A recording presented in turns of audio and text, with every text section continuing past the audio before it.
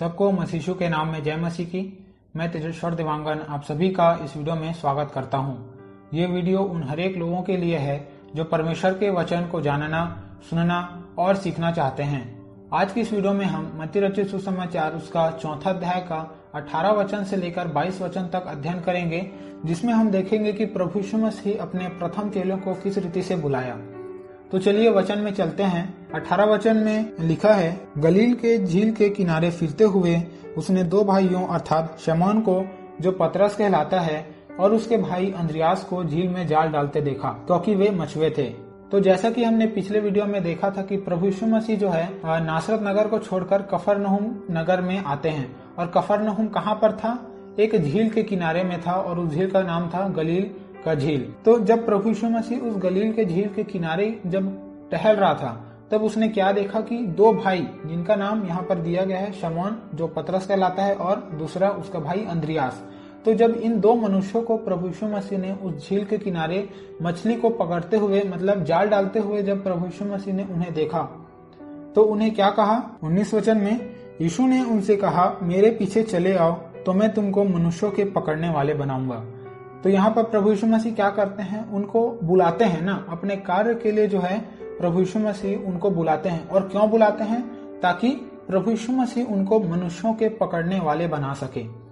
तो मनुष्यों के पकड़ने वाले का क्या अर्थ है? इसका अर्थ है कि लोगों को सुसमाचार सुनाकर, लोगों को प्रभु यीशु मसीह के बारे में बताकर उन्हें प्रभु यीशु मसीह के पास लेकर आना। ये अर्थ है मनुष्यों के पकड़ने वाले का। तो प्रभु यीशु मसीह उनको अपने सेवकाई के लिए, अपने कार्य के लिए जो है उन 2 भाइयों को प्रभु यीशु मसीह बुलाहट देते हैं। तो यहाँ पर एक सवाल है कि प्रभु यीशु मसीह उनको क्यों बुलाते हैं? या फिर जब प्रभु यीशु मसीह ये जानते हैं कि वो मछुआरे हैं, तो प्रभु यीशु मसीह उनमें कुछ खूबी देखे होंगे ना। तो वो क्या क्या खूबी है जो है एक मछुआरे में होता है, उसे जो है हम देखेंगे। तो मछुआरे में जो है 2 मुख्य प्रकार की खूबी होता है। पहला होता है कि मछुआरा साहसी होता है, और दूसरा कि वो धैर्यवान होता है। अब साहसी क्यों होता है? तो देखिए, मछुआरे को जो है मछली पकड़ने के लिए समुद्र में जाना पड़ता है ना। और समुद्र की गहराई को हम जानते हैं कि कितना गहरा है, और वहां पर जो है बड़े बड़े लहरें उठता है, ऊंचा ऊंचा लहरें उठता है। तो उन सब से लड़ने के लिए, उन सब संकटों से, रुकावटों से लड़कर जो है अपने काम को करने के लिए उन्हें क्या चाहिए? साहस चाहिए, हिम्मत चाहिए। तो ये जो है मछुआरे के अंदर होना बहुत जरूरी है। और दूसरा है धैर्यवान होना। धैर्यवान इसलिए क्योंकि उन्हें इंतजार करना पड़ता है मछलियों के जाल में फंसने का। तो अगर वो इंतजार नहीं करते, जाल फेंके और तुरंत खींच लिए, तो फिर वैसा में क्या होगा कि मछली जाल में फंसेगा नहीं, है ना। तो उन्हें जो है इंतजार करने की जरूरत है, और इसलिए उन्हें धैर्यवान होना पड़ता है। तो इन 2 खूबियों को जो है प्रभु यीशु मसीह उन मछुआरों के जीवन में देखा, और इसलिए जो है प्रभु यीशु मसीह उन्हें अपने कार्य के लिए बुलाया। तो इन 2 खूबियों का, साहसी होना और धैर्यवान होना, इन 2 खूबियों का प्रभु यीशु मसीह के कार्य में या फिर प्रभु यीशु मसीह की सेवकाई में क्या काम है, इस बात को भी हम देखेंगे। तो पहला जो है साहसी होना। तो प्रभु यीशु मसीह के कार्य में साहसी होना क्यों जरूरी है? तो ये इसलिए जरूरी है क्योंकि हमें जो है लोगों के पास जाकर, अपने मित्रों के पास जाकर, अपने परिवार वालों के पास जाकर जो है प्रभु यीशु मसीह के सुसमाचार को उन्हें बताना है। तो उस बताने के लिए जो है हिम्मत चाहिए, है ना। हम ऐसे मुंह से बोलते हैं तो ये जो है उतना कठिन नहीं लगता, लेकिन जब हम उसे करेंगे, जब हम उनके पास जाकर सुसमाचार सुनाएंगे, तब जो है हमें पता लगेगा कि कितना साहस का इसके लिए हमें जरूरत है। क्योंकि हमें जो है उन लोगों के सामने जो है हमारे जीवन को भी प्रकट करना है। तो उस चीज के लिए जो है साहस होना बहुत जरूरी है। और प्रभु यीशु मसीह के नाम को उन्हें बताना के लिए जो है हिम्मत हमें चाहिए। और दूसरा जो है धैर्यवान होना। धैर्यवान क्यों होना? क्योंकि जब हम किसी व्यक्ति को सुसमाचार सुनाते हैं, जब हम प्रभु यीशु मसीह के बारे में बताते हैं, तो ये बात जरूरी नहीं है कि वो तुरंत उन बातों पर विश्वास करके प्रभु यीशु मसीह में आ जाए, है ना। ऐसा नहीं होगा। उन्हें जो है समय लगेगा। हमें जो है धीरे धीरे करके जो है उन्हें प्रभु यीशु मसीह के बारे में बताना है। तो इससे क्या होगा कि वो धीरे धीरे करके प्रभु यीशु मसीह में आएंगे और प्रभु यीशु मसीह पर विश्वास करेंगे। ये एकदम से होने वाला कार्य नहीं है।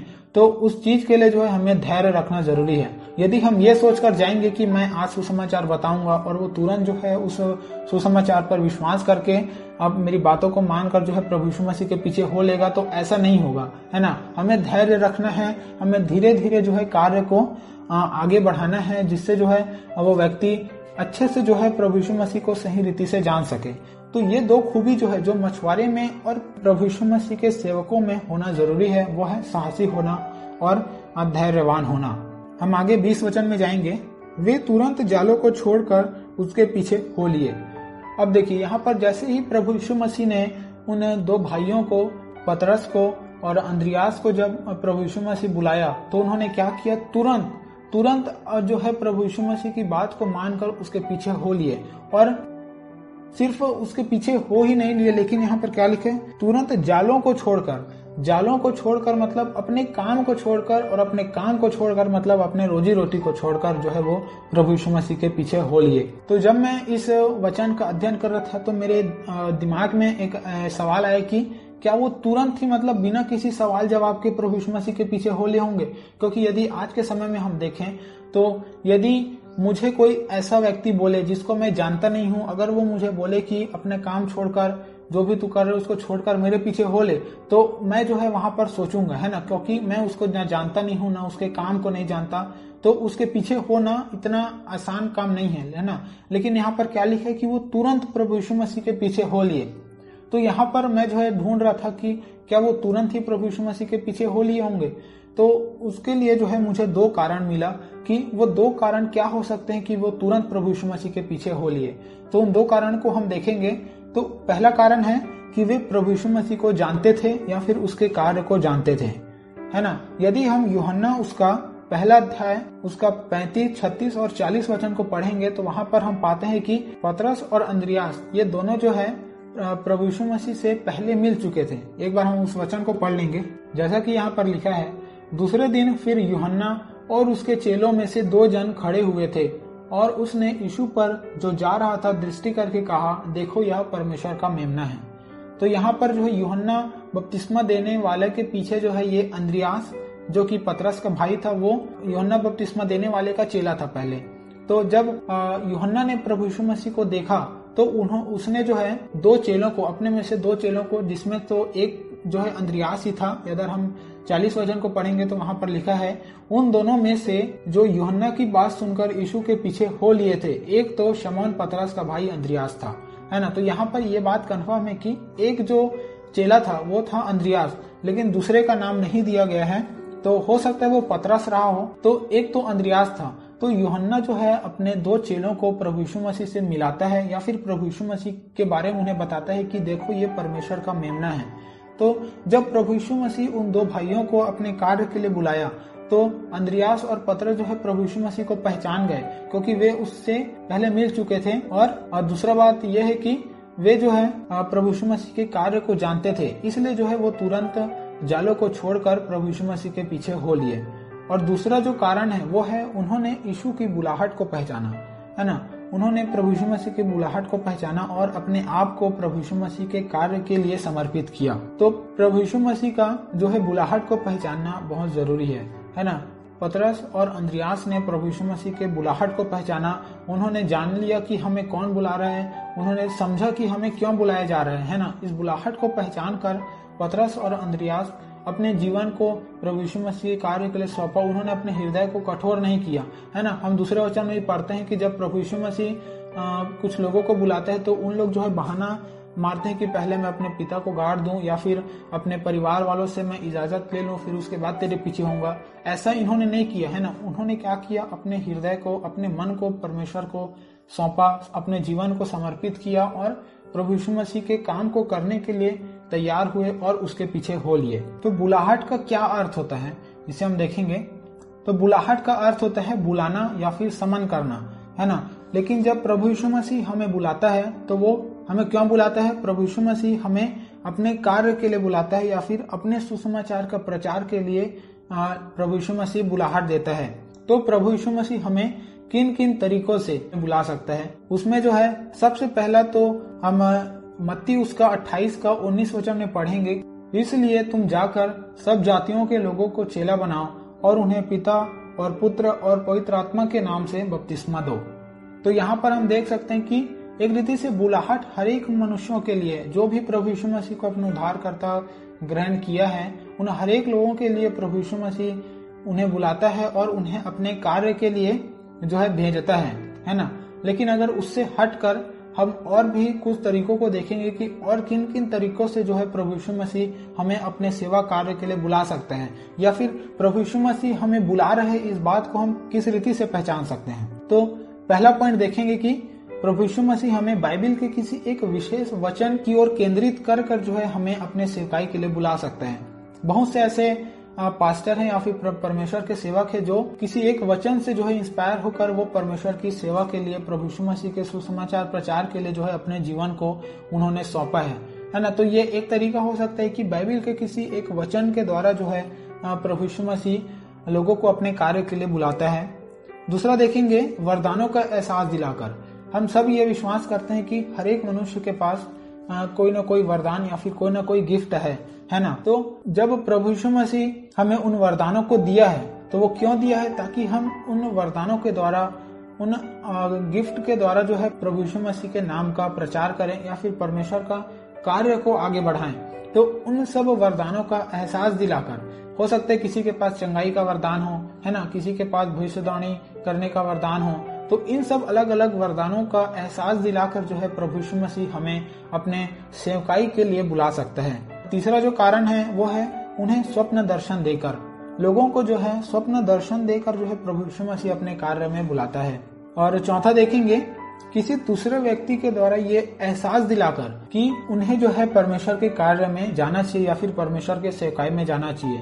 ये भी एक तरीका है कि प्रभु यीशु मसीह अपने सेवकाई के लिए लोगों को बुलाता है। तो जैसा कि हमने 4 पॉइंट देखा कि इन अलग अलग तरीकों से प्रभु यीशु मसीह हमें अपने कार्य के लिए बुला सकता है। पहला हमने देखा कि किसी एक वचन पर जो है हमारा ध्यान केंद्रित कर प्रभु यीशु मसीह हमें अपने कार्य के लिए बुला सकता है। दूसरा देखा कि वरदानों का हमें एहसास दिलाकर, जो गिफ्ट हमें मिला है उन वरदानों का एहसास दिलाकर प्रभु यीशु मसीह हमें अपने कार्यों के लिए बुला सकता है।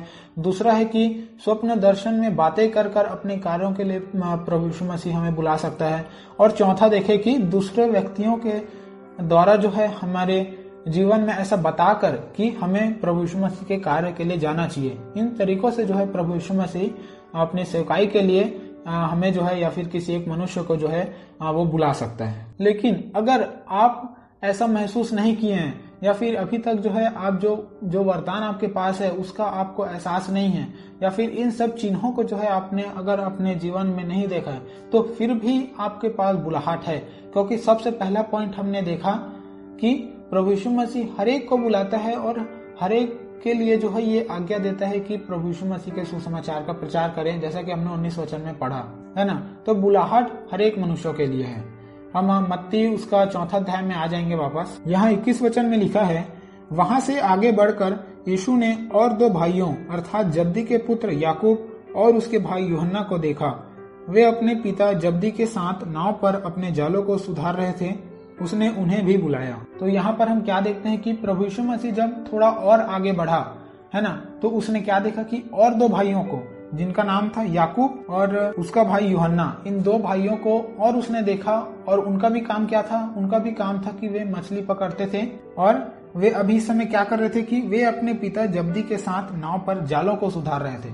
तो यहाँ पर हम मछुआरे का एक और खूबी को देख सकते हैं कि वो क्या कर रहे थे, अपने जालों को सुधार रहे थे, मतलब मछली पकड़ने के लिए तैयारी कर रहे थे, है ना। उसी प्रकार सुसमाचार सुनाने से पहले भी जो है बहुत सी तैयारियां होती है।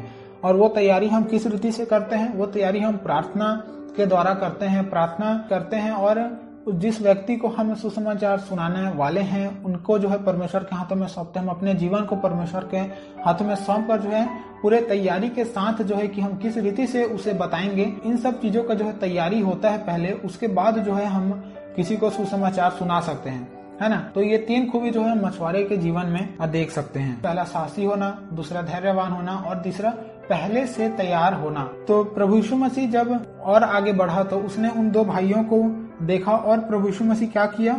उसने उन्हें भी बुलाया। तो प्रभु यीशु मसीह ने जब उन 2 भाइयों को देखा तो प्रभु यीशु मसीह उन 2 भाइयों को भी बुलाता है कि अपने कार्य के लिए जो है उन 2 भाइयों को भी बुलाता है।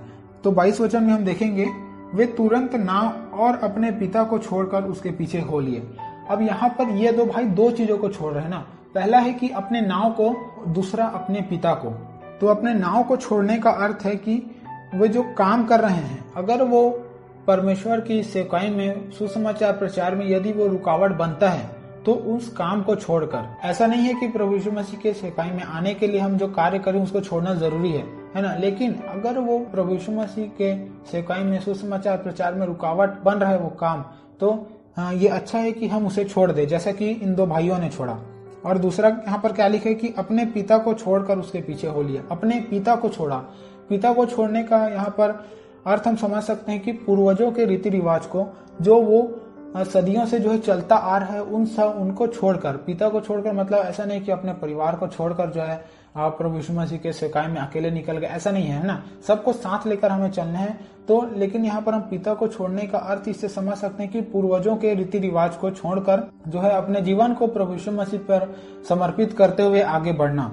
अब रीति रिवाज जैसे कि किसी खास त्योहार में जो है किसी खास प्रकार का ही पकवान बनाना, मतलब उस पकवान को उस त्योहार आने पर ही बनाना है ना, और कभी नहीं बना सकते, ये जो है एक प्रकार का रीति रिवाज है जो कि हिंदुओं में पाया जाता है। और दूसरा है कि त्योहारों में अपने घर या फिर ससुराल मायके जाना है ना, तो ये अलग अलग जो है रीति रिवाज जो है बनाकर रखे हैं। तो ऐसा नहीं है कि नहीं जाना है या फिर उन पकवानों को नहीं बनाना है, लेकिन एक रीति रिवाज के अनुसार से उसे हम ना करें, है ना। एक साधारण रूप से यदि हम करते हैं तो उससे जो है कोई बुरी बात नहीं है, लेकिन अगर एक रीति रिवाज बनाकर जो है उसे हम करते हैं तो वहां पर जो है प्रभु यीशु मसीह की महिमा नहीं होता, या फिर प्रभु यीशु मसीह के पीछे हम नहीं चलते पूरी रीति से।